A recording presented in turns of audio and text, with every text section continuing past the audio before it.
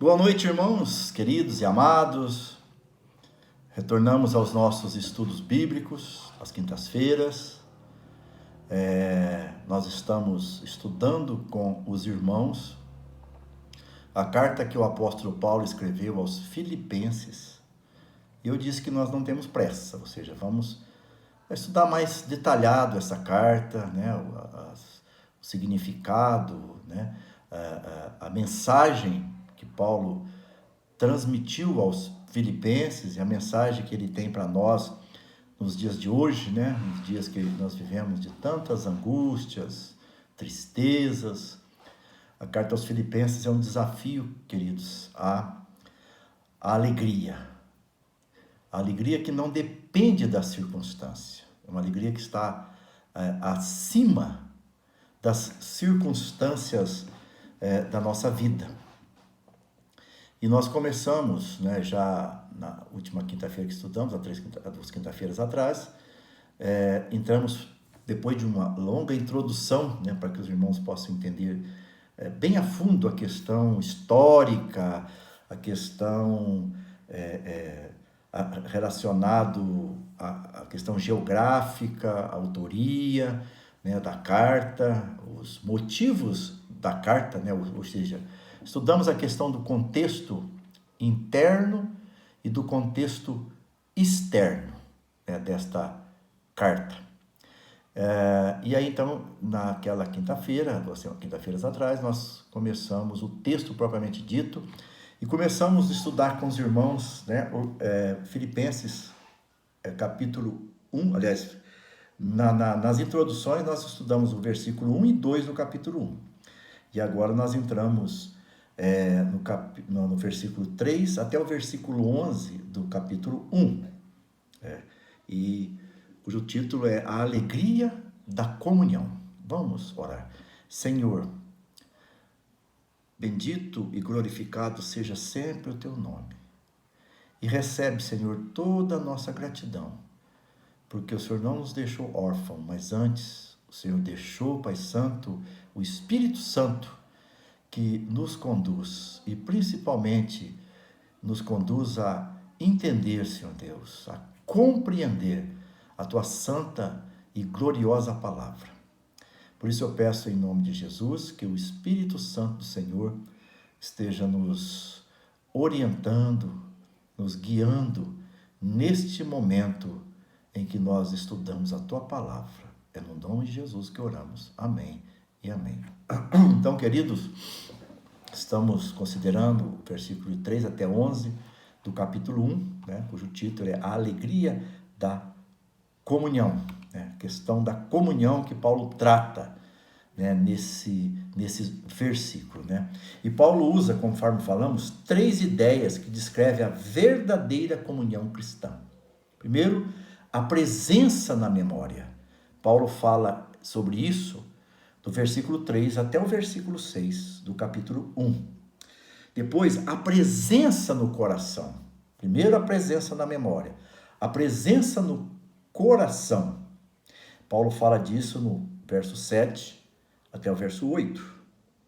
E depois ele fala sobre a presença nas orações, do verso 9 até o verso 11. E aí começamos, então, trabalhando com os irmãos a questão da presença na memória. A presença na memória. E falamos que estava presente na memória de Paulo era a alegria da lembrança, né? Falamos sobre isso, o versículo 3 fala, né? Dou graças a meu Deus por tudo que recordo de vós, a alegria na lembrança. Paulo lembrava deles com uma alegria muito grande, né? Depois falamos sobre a alegria na oração, versículo 4, fazendo sempre com alegria súplicas por todos vós em todas as minhas orações. A alegria das orações, certo? E hoje nós vamos falar sobre a alegria da comunhão. E é o versículo 5. Pela vossa cooperação no Evangelho desde o primeiro dia até agora. Queridos, a palavra cooperação, nesse versículo, ou seja, a palavra koinonia, em grego, ela é comumente traduzida como comunhão. E tem-se o significado básico de compartilhar algo em comum. Nós podemos ver esta ideia em Romanos 12, 13, Romanos 15, 26, 2 Coríntios 8, 4, 2 Coríntios 9, 13, 1 Timóteo 6, 18 e Hebreus 13, 16. Esses textos falam sobre esse significado da palavra cooperação, da palavra koinonia, que é traduzido às vezes como comunhão. Em nossos dias, queridos, comunhão significa algo como um encontro social, tomar um café ou compartilhar uma refeição. Para a maioria das pessoas, comunhão significa uma calorosa amizade com outro crente. Embora, queridos, seja verdade que tomar um café ou participar de uma refeição com um outro crente seja agradável, esse não é o sentido de comunhão no Novo Testamento. Não é esse o sentido, tá? A palavra originalmente tinha conotações comerciais. Por exemplo, se dois homens comprassem um barco e começassem um negócio de pesca, então as pessoas diriam que eles tinham koinonia ou comunhão, uma comunhão, uma parceria nos negócios. Tá? Então, na época do Novo Testamento, a palavra koinonia tinha essa ideia, a ideia de parceria, a ideia de comunhão. Tá? Eles compartilhavam, no caso, esses dois homens, eles compartilhavam uma visão comum e investiram para ver o sonho se tornar realidade. Desse modo, queridos, em Filipenses, capítulo 1, versículo 5, o texto que lemos, a verdadeira comunhão cristã significa compartilhar a mesma visão de levar o evangelho ao mundo e, em seguida, investir pessoalmente para que isso realmente aconteça. Assim, há conotações financeiras na palavra koinonia, bem como um chamado para o sacrifício pessoal.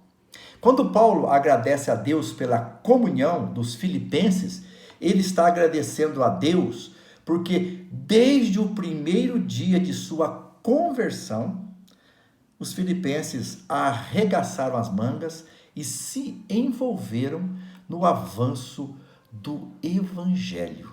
Veja bem o que diz lá no capítulo 4 de Filipenses, versículo 15 até o versículo 18. E como vocês, filipenses, sabem muito bem, no início da pregação do Evangelho, quando parti da Macedônia, nenhuma igreja se associou comigo nessa questão de dar e receber, exceto vocês, somente, porque até quando eu estava em Tessalônica, por mais de uma vez vocês mandaram o bastante para as minhas necessidades. Não que eu esteja pedindo ajuda, pois o que realmente me interessa é o fruto que aumenta o crédito na conta de vocês. Recebi tudo e tenho até de sobra. Estou suprido, desde que Epafrodito me entregou o que vocês me mandaram, que é uma oferta de aroma agradável, um sacrifício que Deus aceita e que lhe agrada. Queridos, a verdadeira comunhão significa colocar o evangelho em primeiro lugar e fazer o que for preciso para espalhar as boas novas de salvação. Foi isso que os filipenses fizeram. Eles arregaçaram a manga. Era uma igreja pobre, Era uma igreja pobre. E, no entanto, eles arregaçaram a manga e fizeram o que foi preciso fazer para espalhar as boas novas de salvação, né? Paulo e os filipenses experimentaram uma cooperação, uma comunhão no evangelho, conforme versículo 5 do capítulo 1, o versículo 7, na graça, o versículo 1 do capítulo 2, no Espírito Santo, e o versículo 10 do capítulo 3, nos sofrimentos de Cristo, e capítulo 4, versículo de 14 e 15, e nas ofertas. Então veja bem, a cooperação dos filipenses, a comunhão dos filipenses foi no Evangelho, na graça, no Espírito Santo, nos sofrimentos de Cristo e nas ofertas, envolvendo questões financeiras. Com o mesmo objetivo, investimento financeiro. Né? Paulo e os filipenses tinham o mesmo objetivo, a expansão do Evangelho, a pregação do Evangelho. Eles tinham o mesmo ponto de vista. Por isso, houve um investimento também financeiro para que a obra pudesse ir à frente. A verdadeira comunhão deve avançar à causa de Cristo e estimular o crescimento espiritual dos crentes. Na verdade, queridos, dois cristãos não têm que estar juntos geograficamente a fim de ter comunhão. Paulo não estava junto ali geograficamente com os filipenses, mas ele tinha comunhão com eles. Eles participavam da obra. Eles investiam na obra.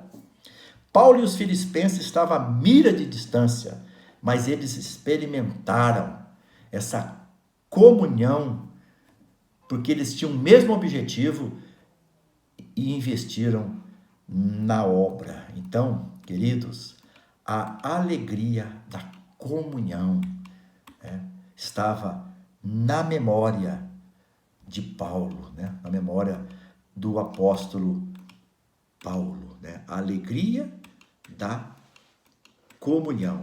E aí Paulo prossegue lá no versículo 6 falando sobre a alegria da confiança. Estou plenamente certo de que aquele que começou boa obra em vós há de completá-la até o dia de Cristo Jesus. Nada, queridos, nós vivemos num tempo em que nós precisamos pedir a que Deus nos dê confiança para viver. É um tempo de luta, é um tempo de sofrimento para muitas pessoas, luto, sofrimento, angústias, incertezas para muitos. Então nós precisamos pedir a Deus que a nossa memória esteja cheia da alegria, da confiança em Deus. Estou plenamente certo de que aquele que começou a boa obra em vós há de completá-la até o dia de Cristo Jesus. Nada, queridos, é capaz de incentivar os cristãos mais do que a certeza de que um dia serão aperfeiçoados. Ou seja, tudo isso que nós vivemos, todas essas limitações que nós vivemos, tanto na questão psicológica, na questão física, na questão do futuro, tudo isso vai acabar. Apesar das incertezas da vida e dificuldade ao longo do caminho, queridos, nós podemos ter confiança. O homem pode falhar, mas Deus nunca falha. Paulo não colocou a sua confiança na igreja por si só. Ao contrário, ele descansou em Deus que o salvou e que estava trabalhando o seu propósito soberano neles e através deles. Paulo sabia que Deus sempre termina aquilo que ele começa. Observe, queridos, 3 verdades importantes nesse versículo. Primeiro lugar, Deus toma a iniciativa de iniciar a obra. Estou plenamente certo de que aquele que começou a boa obra em vós, quem começou? Deus. A salvação começa sempre com Deus. Sempre com Deus. Tudo começa em sua escolha eterna antes da fundação do mundo. Efésios 1:4, Paulo fala assim: antes da fundação do mundo, Deus nos escolheu nele para sermos santos e irrepreensíveis diante dele. Deus começa sempre, a salvação começa sempre com Deus, né? Foi ele quem deu o primeiro passo, né? A salvação é uma obra exclusiva de Deus. A conversão, né, da primeira pessoa em Filipos é prova de que a salvação é uma obra de Deus. Embora Lídia tenha acreditado no evangelho de Jesus Cristo, Lucas deixa claro que o Senhor lhe abriu o coração para atender às coisas que Paulo dizia. Isso está escrito lá em Atos capítulo 16, lá no versículo de número 14. Então, queridos, é Deus que escolhe. É Deus quem abre o coração. É Deus quem chama. É Deus quem regenera. É Deus quem dá a fé salvadora. É Deus que justifica. É Deus que santifica. E é Deus que glorifica. Tudo vem através de Deus. A salvação é uma obra inteiramente de Deus, né? Além disso, é importante destacar que um homem torna-se um cristão porque Deus começou a fazer uma boa obra nele. Não porque ele fez boas obras para Deus, não. É porque Deus fez uma boa obra nele. Então agora ele está preparado e apto para fazer boas obras, né? Veja o que Paulo fala lá aos Efésios, capítulo 2, versículo 8 até o versículo 10. Porque pela graça vocês são salvos, mediante a fé. E isto não vem de vós, de vocês, é dom de Deus. A fé é um dom de Deus. A salvação é uma graça de Deus. Isto, né, não vem de vós, é dom de Deus. Não de obras, não é porque vocês fizeram alguma coisa. Para que ninguém se glorie, para que ninguém conte vantagem. Pois somos feituras dele, criados em Cristo Jesus para boas obras, as quais Deus de antemão preparou para que andássemos nela. Primeiro, então, Deus faz uma boa obra na minha vida, me salva, me regenera, me santifica, justifica. E aí, então, agora eu estou preparado para fazer as boas obras que Deus preparou para mim, que sou crente em Cristo Jesus, que foi salvo inteiramente por Deus, né? O pastor Jocarles Júnior, da IPI de Taboazinho, Vitória, Espírito Santo, conta um fato interessante. Ele conta que, certa ocasião, né, um jovem seminarista foi examinado para a sua ordenação para o ministério. Quando questionado sobre como se tornara um cristão, o seminarista respondeu o seguinte: eu fiz a minha parte e Deus fez a dele. Isso soou questionável, estranho, né? Então, os irmãos pediram ao seminarista, né, ao pregador, para explicar, né, a sua parte na salvação. Aí ele respondeu o seguinte: a minha parte foi fugir de Deus o mais rápido que pude. Respondeu, né, o seminarista. A parte de Deus foi correr atrás de mim e me pegar e me conduzir para a sua família. Essa, querido, é uma resposta perfeitamente bíblica, porque todos nós nascemos fugindo de Deus. E a menos que Deus nos tome em seus braços, continuaremos fugindo dele para o inferno. Em segundo lugar, Deus toma a responsabilidade de completar a obra. Deus toma a responsabilidade de iniciar a obra. Deus toma a responsabilidade de completar a obra. Paulo segue no versículo 6 do capítulo 1 de Filipenses dizendo: há de completá-la até o dia de Cristo Jesus. Nada, querido, será capaz de impedir o Senhor de realizar o que Ele deseja em minha vida e na sua vida. Aos Tessalonicenses, Paulo escreveu: fiel é o que vos chama, o qual também o fará. 1 Tessalonicenses, capítulo 5, versículo 24. Nossa salvação ainda não está, queridos, acabada, pois Deus ainda está trabalhando em nós. E nada pode deter a mão de Deus nessa obra que Ele está fazendo em nós.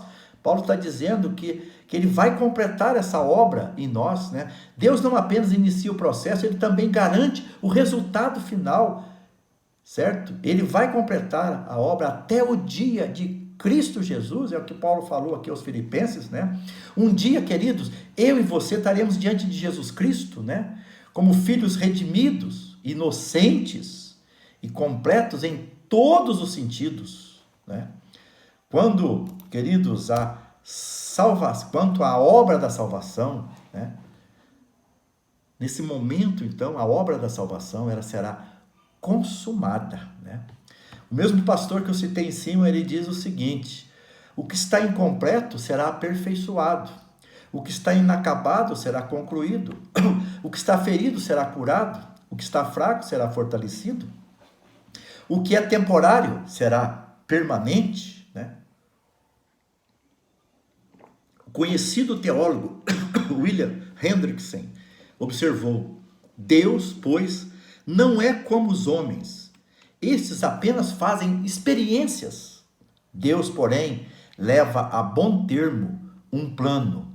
Deus jamais faz as coisas pela metade. Os homens, sim, com frequência o fazem. Queridos, além disso, é maravilhoso saber que, de acordo com o propósito soberano, né, de Deus, os crentes já estão glorificados aos olhos de Deus. Aos olhos de Deus. Olha que Paulo fala aos Romanos 8,30. Né? E aos que predestinou, a esses também chamou. E aos que chamou, a esses também justificou. E aos que justificou, a esses também glorificou. Então, ou seja, aos olhos de Deus, a obra já está completa. Nós já fomos glorificados, certo? Só podemos ver o que está acontecendo, queridos, mas Deus olha para o seu povo como se a obra já estivesse terminada. É uma afirmação bíblica, né, queridos, de que Deus, né, o Deus que vivifica os mortos e chama à existência as coisas que não existiram. Romanos 4,17. Deus prometeu completar a boa obra e Ele não pode mentir. E a pergunta que eu quero fazer para você: você se sente incompleto e inacabado? Não temas. Não temas, porque Deus está realizando uma grande obra na nossa vida e Ele completará essa obra sem sombra de dúvida. Queridos, na próxima quinta-feira, nós vamos então, hoje nós terminamos a primeira parte onde Paulo fala sobre a presença na memória. A presença na memória. Próxima quinta-feira nós vamos falar sobre a presença no coração. Os filipenses estavam presentes na memória de Paulo. Os filipenses estavam presentes no coração, tinha presença no coração do apóstolo Paulo. Que coisa maravilhosa. Como Filipenses é uma carta riquíssima, riquíssima. Como é uma carta que fala aos nossos corações hoje, quase 2000 anos depois. Essa carta fala ao nosso coração. É uma mensagem de Deus para hoje. Né? Mensagem de Deus para hoje. Que Deus, queridos, nos abençoe. Que Deus nos guarde. Que Deus nos dê esse entendimento que nós precisamos para viver esse tempo difícil que vivemos, de cabeça erguida, com essas lembranças na nossa memória, daquilo que Deus fez e faz nas nossas vidas. Queridos, próximo domingo, nós teremos a nossa escola dominical, 9h30, será ainda online, e às 19 horas o nosso culto de louvor e adoração a Deus. E às terças-feiras, queridos, nós temos nossa reunião de oração. Eu quero aqui fazer um apelo para os irmãos. Nós temos sentido assim uma falta muito grande dos irmãos. Então, queridos, reunião de oração é algo assim extremamente importante. Nós fazemos nossa reunião, ela não é longa, é rápida, certo?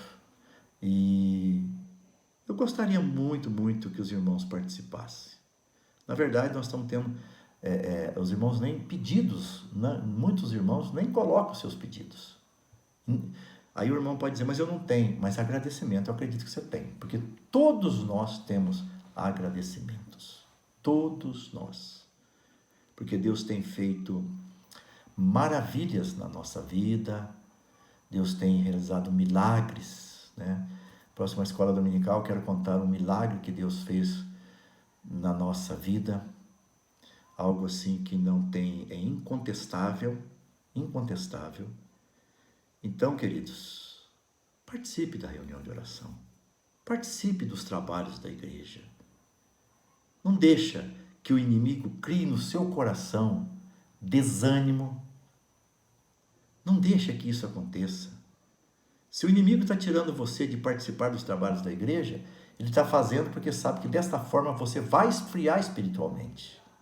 Paulo diz que aqueles que não congregavam, Paulo, o escritor aos Hebreus, diz que aqueles que não congregavam estavam fracos. Fracos. E muitos estavam vivendo o sono espiritual.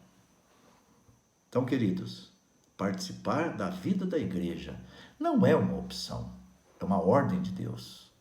E Hebreus diz, se você não participa, você vai enfraquecer espiritualmente.